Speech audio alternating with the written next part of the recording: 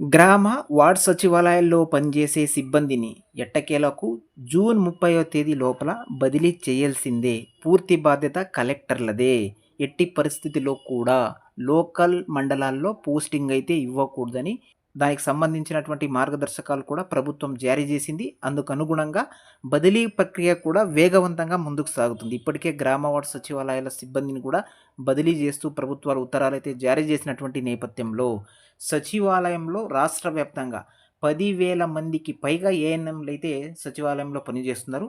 వీళ్ళలో 9,650 మంది తప్పనిసరి బదిలీలో ఉన్నట్లు తేల్చారు. ఇక్కడ ఈ నెలాఖరుకు అంటే జూన్ 30వ తేదీ నాటికి 9,650 మంది గ్రేడ్ 3 ఏఎన్ఎంలను బదిలీలను వైద్య శాఖ పూర్తి చేయనుంది. సో ఇక్కడ మరోవైపు వైద్య శాఖలో సాధారణ బదిలీల ప్రక్రియ గురువారంతో ముగిసింది. 5 ఏళ్ల సర్వీస్ పూర్తి చేసుకున్నటువంటి 5,200 మంది ఏఎన్ఎంలు అయితే ఖచ్చితంగా మండలాలైతే మారబోతున్నారు. రిక్వెస్ట్ ట్రాన్స్ఫర్కు దరఖాస్తు చేసుకున్న 1,899 మంది ఏఎన్ఎంలను కూడా బదిలీ చేయబోతున్నారు.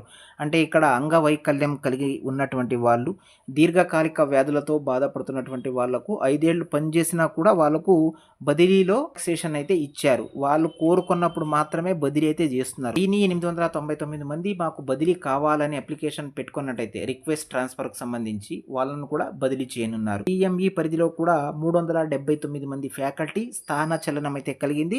సచివాలయంలో పనిచేసే ఉద్యోగులలో భార్యాభర్తలు ఉన్నట్టయితే బదిలీ ప్రక్రియలో భాగంగా వాళ్లకు ఒకే సచివాలయంలో పోస్టింగ్ ఇవ్వాలి. ఒకవేళ ఒకే సచివాలయంలో పోస్టింగ్ లేకపోయినప్పటికీ సమీపంలో ఉన్నటువంటి సచివాలయంలో అయినా ఒకరికి పోస్టింగ్ ఇవ్వాల్సిందిగా ప్రభుత్వం జారీ చేసినటువంటి మార్గదర్శకాల్లో చాలా స్పష్టంగా పేర్కొంది.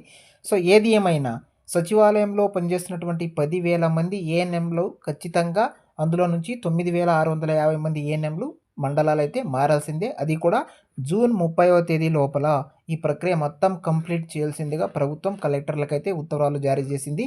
ఇది ఏఎన్ఎంలో బదిలీ మీద ఉన్నటువంటి అప్డేట్ అనమాట.